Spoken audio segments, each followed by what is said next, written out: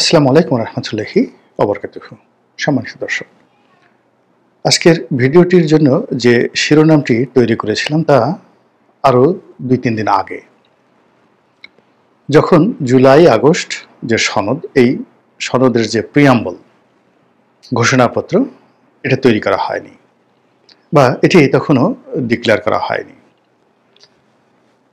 এটি ডিক্লেয়ার করার পর বাংলাদেশের রাজনীতিতে একটা নতুন আবহাওয়া তৈরি হয়েছে, একটি নতুন মেরুকরণ তৈরি হয়েছে, যদিও এই মেরুকরণটি আসলে শেষ পর্যন্ত থাকবে না বলে আমার কাছে মনে হচ্ছে। দ্বিতীয়ত, ডক্টর মোহাম্মদ ইউনূস যে ভাষণ দিয়েছে জাতির উদ্দেশ্যে, এবং সেই ভাষণের ফলে তিনি সে আগের যে কথা, যেটা লন্ডন বৈঠকের পরে বিভিন্ন মহল থেকে বলা হচ্ছিল, ফেব্রুয়ারি মাসে একটা নির্বাচন হতে পারে এবং রোজার আগে এই নির্বাচনটি হতে পারে। সেই লন্ডন বৈঠকের প্রেক্ষিতে নাইদার তারেক রহমান সাহেব কিংবা নাইদার ডক্টর মোহাম্মদ ইউনূস তাদের পবিত্র জবান দিয়ে তারা এখনও পর্যন্ত নির্বাচনের ব্যাপারে যে কথাবার্তা হয়েছে সেই ব্যাপারে তারা কোনো কিছু বলেননি। তবে ডক্টর মোহাম্মদ ইউনূসের পক্ষে তার প্রেস সেক্রেটারি কিংবা তার যে নিরাপত্তা বিষয়ক উপদেষ্টা ডক্টর খলিলুর রহমান, তিনি যে বক্তব্যগুলো দিয়েছেন তাতে মোটামুটি এই 2026 সনের ফেব্রুয়ারি মাসের যে কোনো একটা সময়, সেই যে পবিত্র ঈদ উল ফিতর আসবে বা পবিত্র মাহে রমদান আসবে, রামাদান, তার পূর্বে এই নির্বাচনটি হতে পারে। আর বিএনপির পক্ষ থেকে এই যে লন্ডন বৈঠক, এটিকে নিয়ে যে আনন্দ উচ্ছ্বাস দেখানো হয়েছিল, এটা তাদের একটা বিরাট সফলতা। আর ফেব্রুয়ারি মাসে যদি নির্বাচন হয় তাহলে তারা ক্ষমতা নিশ্চিতে চলে আসবে এবং সেখানে বিএনপি জামাতের মধ্যে যে এই মুহূর্তে প্রতিযোগিতা চলছে, সেই প্রতিযোগিতায় জামাত পিছিয়ে পড়বে, এনসিপি পিছিয়ে পড়বে, তাদের কোনো অস্তিত্বই থাকবে না। এরকম একটা যে ভাইব তৈরি হয়েছিল, সেই ভাইব লন্ডন বৈঠকের পরে মাসখানেক ছিল। এরপর সেটা আবার বুমেরাং হয়ে যায়, অবিশ্বাস সন্দেহ তৈরি হয়ে যায়। আর এই সময়টিতে 5 তারিখে, জুলাই মাসের আগস্ট মাসের 5 তারিখে ডক্টর মোহাম্মদ ইউনূস যে ভাষণ দিলেন জাতির উদ্দেশ্যে, সেই ভাষণের মাধ্যমে বিএনপি সেই পুরনো যে যাকে বলা হয় কিম্মত বা তাদের পুরনো যে উল্লাস, এটি আবার নতুন করে ফিরে এসেছে। তারা মনে করছেন যে ডক্টর মোহাম্মদ ইউনূসের এই অমেয় বাণী, এটি রদ হবার নয়, তিনি যা বলেন তাই করেন। এবং তার সে পবিত্র মুখ থেকে তিনি যখন ঘোষণা দিয়েছেন যে 2026 সনের ফেব্রুয়ারি মাসের পবিত্র মাহে রামাদানের আগে এই নির্বাচনটি হবে এবং সে অনুযায়ী সরকার চিঠি দেবে নির্বাচন কমিশনকে, এটাকে তারা একেবারে মাইলস্টোন ধরে তারা নির্বাচনের পথে এগিয়ে যাচ্ছে। এই হলো আজকের দিনের বাস্তবতা। তো আগে যেটা বলছিলাম যে নির্বাচনের আগে বিএনপি সম্পর্কে একটি ন্যারেটিভ তৈরি করা হচ্ছে।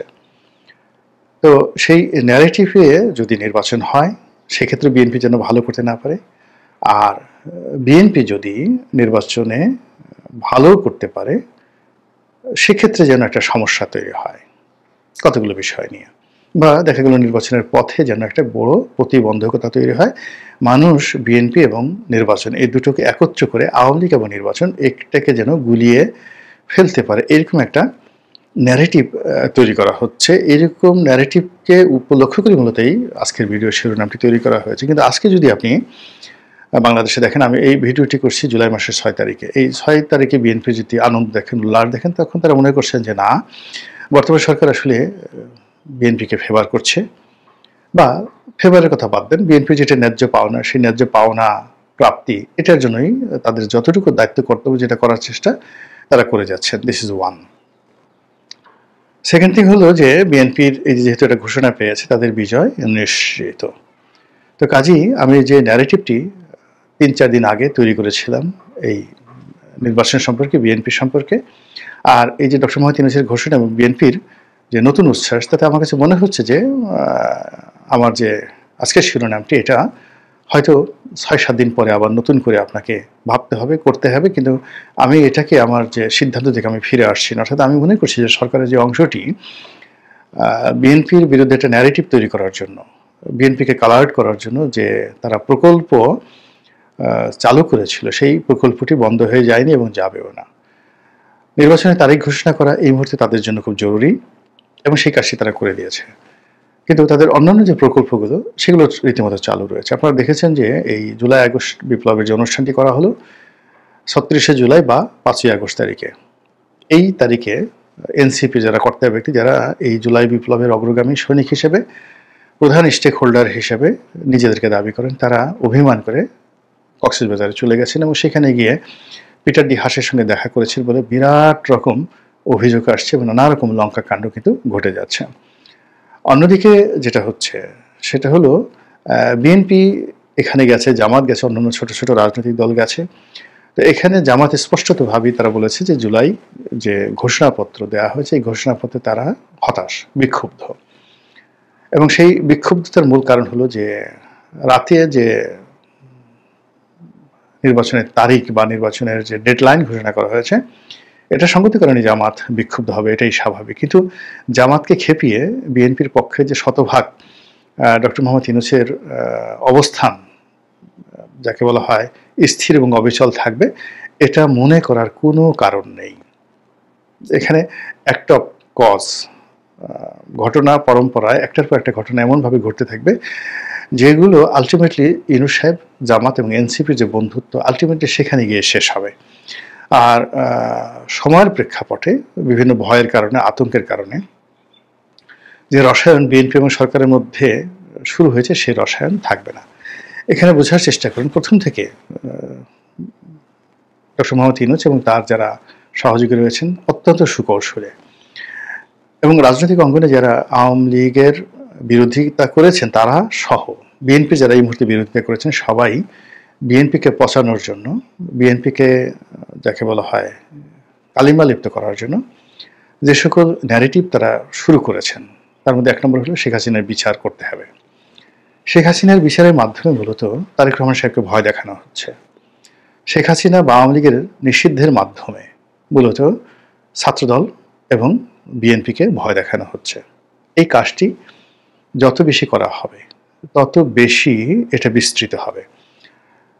যেমন ধরুন শেখ হাসিনা পালিয়ে গেছেন, এই কথাটা যত বেশি বলা হবে, পালিয়ে গেছেন, তত বেশি তারেক রহমান সাহেবকে ইন্ডিকেট করা হবে। এখন বিএনপির লোকজন যতই ওখানে বসে শেখ হাসিনাকে ফ্যাসিবাদ বলুক, ফ্যাসিবাদী বলুক, বা তিনি পালিয়ে গেছেন, এটা তার ঠিক হয়নি, এই কথা যতবার বলবে ততবারই তারেক রহমান সাহেব যে লন্ডন আছেন এবং তিনি যে একটা বিশেষ মুহূর্তে বাংলাদেশ ছেড়ে চলে গেছেন, একটি বিশেষ মুহূর্তে তিনি রাজনীতি না করার জন্য অঙ্গীকার করেছেন, দস্তখত করেছেন 111 সরকারের কাছে, এই জিনিসগুলো বিএনপি মূলত নিজেদের মুখ দিয়েই নিজেরা উদ্গীরণ করছেন। অর্থাৎ আপনি যখন খাবার খাবেন, পোলাও কোরমা খাবেন, ওটা যখন বমি করে ফেলে দিতে হয়, এটা যখন আপনার কাছে খুবই একটা বিরক্তিকর। তদ্রূপ একইভাবে বিএনপির যারা নেতাকর্মী, যারা শেখ হাসিনাকে গালি দিচ্ছেন, বাংলাদেশ থেকে পালিয়ে যাওয়ার জন্য তাকে ভর্ৎসনা করছেন, তার আমলকে ফ্যাসিজম বলছেন, জুলুম অত্যাচারের সময় বলছেন, এটা কার্যত বিএনপির যে ক্ষমতাচ্যুতি, কেননা এখন আওয়ামী লীগ যেভাবে ক্ষমতাচ্যুত হয়েছে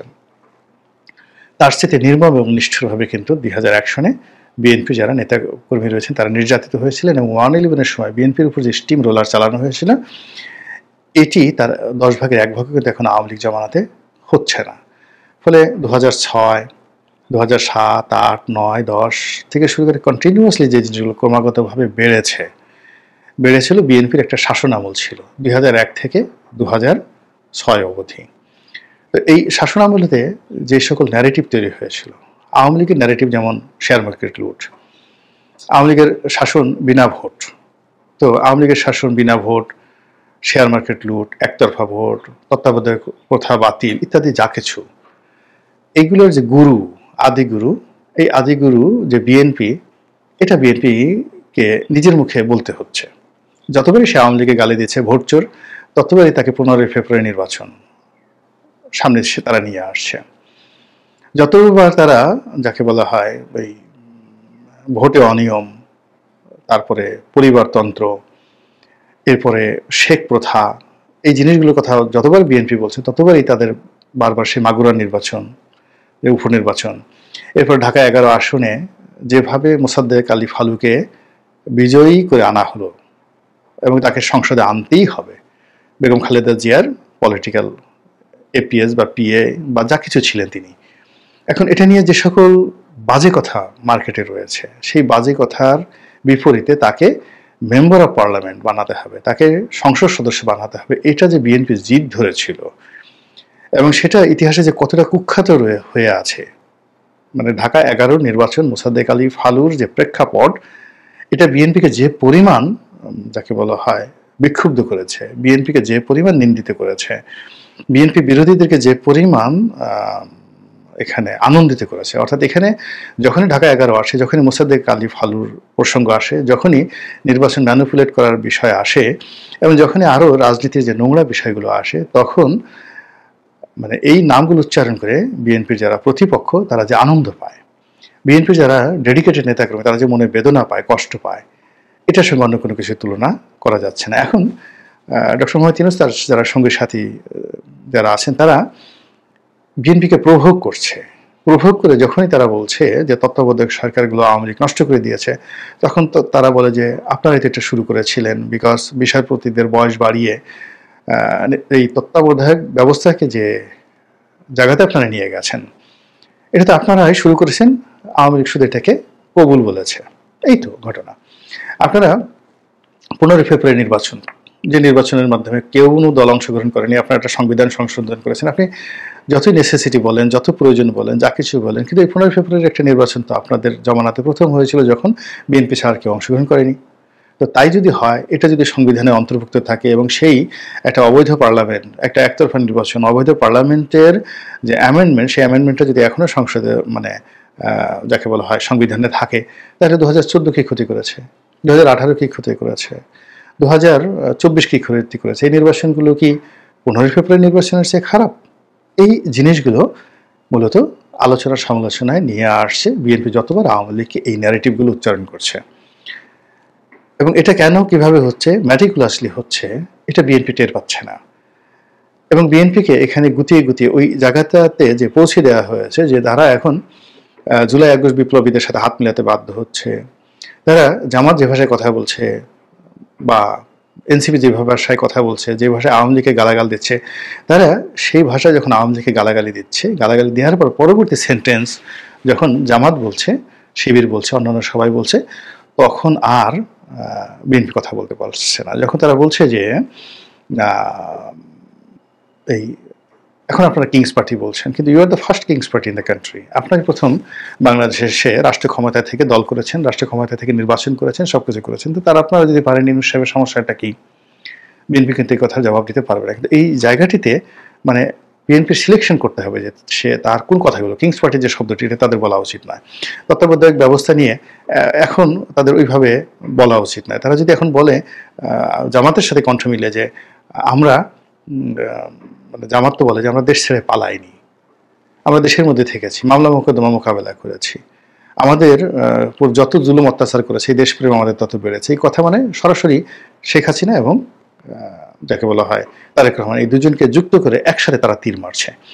এই জিনিসগুলো আবার জামাতে এই কথার সাথে তাল মিলিয়ে যখন তারেক রহমান সাহেব বলছেন যে শেখ হাসিনা পালিয়ে গেছে, এখন তিনি নিজে আছেন লন্ডনে এবং এখন পর্যন্ত পরিবর্তিত পরিস্থিতিতে বাংলাদেশে তিনি আসছেন না, আর সেখানে সে তিনি যদি বলেন শেখ হাসিনা পালিয়ে গেছে, তো এটা আলটিমেটলি তাকে কতটা দুর্বল করে দেয়, এই জিনিসগুলো তিনি বুঝছেন। অর্থাৎ জামাতি narrative, NCP narrative, meticulous narrative, American যে ন্যারেটিভ, সেই ন্যারেটিভগুলো আর যা হোক না কেন হান্ড্রেডস অফ এলিমেন্ট রয়েছে আওয়ামী লীগের ছোট করার, থাউজেন্ডস অফ এলিমেন্ট রয়েছে শেখ হাসিনাকে ছোট করার, হান্ড্রেডস অফ এলিমেন্ট রয়েছে জামাতের বিরুদ্ধে বলার, ইউনূসের বিরুদ্ধে বলার। কিন্তু সেখানে যখনই জামাত, এনসিপি এবং ইউনূস সাহেবের যে ন্যারেটিভগুলো, সেই ন্যারেটিভগুলো যখন ওন করছে, তখন বিএনপি একেবারে পলো গ্রাউন্ডে চলে যাচ্ছে, ডাউন গ্রাউন্ডে চলে যাচ্ছে, কুয়ার একেবারে নিচে চলে যাচ্ছে এবং ওখান থেকে উঠে আসা সম্ভব নয়। এবং এই কাজগুলো জামাত এবং অন্যান্য যারা খুব সুকৌশলী করছে, যে বিএনপির মুখ থেকে এই কথাগুলো বের হলে এখানে তাদের ডবল লাভ। প্রথমত হলো যে তারা খোঁটা দিতে পারবে যে ওই কাজগুলো আপনারা মানে বলছেন, আপনারা তো সেম, অথবা যখন তারা বলছেন যে এক জালিম গেছে আর এক জালিম আসবে, তখন এই বিএনপির কথাবার্তার মাধ্যমে তারা এই আওয়ামী লীগ এবং বিএনপিকে একই কাতারে ফেলে দিচ্ছে, একদিন একই কাতারে ফেলে দিচ্ছে। যখন চাঁদাবাজির প্রসঙ্গ আসছে, দলবাজির প্রসঙ্গ আসছে, ভোট র্যাগিংয়ের প্রসঙ্গ আসছে, গণতন্ত্র হরণ করার প্রসঙ্গ আসছে, নানা রকম স্বৈরাচারী কর্মকাণ্ডের বিষয় আসছে, তখন বিএনপি বিরোধীরা তারা আওয়ামী লীগ এবং বিএনপিকে একই কাতারে আনতে চাওয়ার জন্য বা নিয়ে আসার জন্য তারা যে ন্যারেটিভগুলো তৈরি করছে খুব সুকৌশলে, এবং তারা যে ফাঁদ পাচ্ছে, সেই ফাঁদে বিএনপি নিজের অজান্তে কেন জড়াচ্ছে, কিভাবে জড়াচ্ছে আমি বলতে পারি না। এখানে মির্জা ফখরুল সাহেব, তারপরে সালাউদ্দিন সাহেব, তারা কিন্তু খুব সুকৌশলে এই জিনিসগুলো প্রথম থেকে অ্যাভয়েড করার চেষ্টা করেছেন। তাদেরকে বলা হচ্ছে যে এরা ইন্ডিয়ান রয়্যাল এজেন্ট, কিন্তু আমি যতটুকু ব্যক্তিগতভাবে মনে করি দে আর রাইট। তারা জামাত এবং এনসিপির যে ফাঁদ, ডক্টর মোহাম্মদ ইউনূসের ফাঁদ, সেই ফাঁদে পা না দিয়ে তারা ভিন্ন আঙ্গিকে সরকারের সমালোচনা করছিলেন। কিন্তু বিএনপির কিছু তরুণ তুর্কি আছে, কিছু বক্তব্য রয়েছেন, এবং ইনক্লুডিং জনাব তারেক রহমান সাহেব আছেন। আমার কেন জানি মনে হচ্ছে তারা সরকারের ফাঁদে, জামাতের ফাঁদে বারবার শুধু পড়ে যাচ্ছেন, এবং এই ফাঁদে পড়ে আলটিমেটলি তারা যে জায়গাতে আজকের অবস্থানে পৌঁছে গেছেন, সেই পৌঁছানোর ফলে আগামীতে একটা সুষ্ঠু নির্বাচন হবে, জনগণ ভোট দেবে এবং স্বতঃস্ফূর্ত ভোটে তারা আসবেন এবং 5 বছর সুন্দরভাবে ধারাবাহিকভাবে ক্ষমতায় থাকবেন, কাজকর্ম করবেন। যত সহজ সরল চিন্তা তারা করছেন, আমার কাছে সেই সহজ সরল মনে হচ্ছে না। আমার কাছে মনে হচ্ছে যদি নির্বাচনে অন্যান্য ছোট ছোট দলগুলো আসে, এটি একটা কার্বন কপি হবে, জাস্ট লাইক 2018 সনের একটা নির্বাচন। এবং ওখানে নাসিরউদ্দিন পাটোয়ারি সাহেব যে কথা বলেছেন 50 থেকে 100টা সিট বিএনপি পেতে পারে, মানে বিএনপিকে দেওয়া হতে পারে। আপনি বোঝার চেষ্টা করেন। এই জিনিসগুলো দেখবেন যে ঠিক 15 দিন পরেই, আজ থেকে 15 দিন পরেই এই জিনিসগুলো আপনি মিলাতে পারবেন যে নাসিরউদ্দিন পাটোয়ারির কথা কতটা সিস্টেমেটিক, কতটা যাকে বলা হয় ম্যাথমেটিক্যাল টার্ম, এবং তিনি হিসাব কষে কষে কথাগুলো বলেছেন, এটা বুঝতে পারবেন 8 থেকে 15 দিন পরে। তো এই যে জিনিসগুলো করা হচ্ছে, সে তার ফলে বিএনপির যে এখনকার আবেগ, যে উচ্ছ্বাস, এটা থাকবে না, এবং জামাত এবং সরকার তাদের বিরুদ্ধে যে সকল ন্যারেটিভ ইতিমধ্যে দাঁড় করেছে, সেই ন্যারেটিভগুলো আলটিমেটলি চূড়ান্ত পরিণতির দিকে যাচ্ছে বলে আমি মনে করি। মহান আল্লাহ আমাদের সবাইকে হেদায়েত দান করুন এবং হেফাজত করুন। আসসালামু আলাইকুম ওয়া রাহমাতুল্লাহি ওয়া বারাকাতুহু।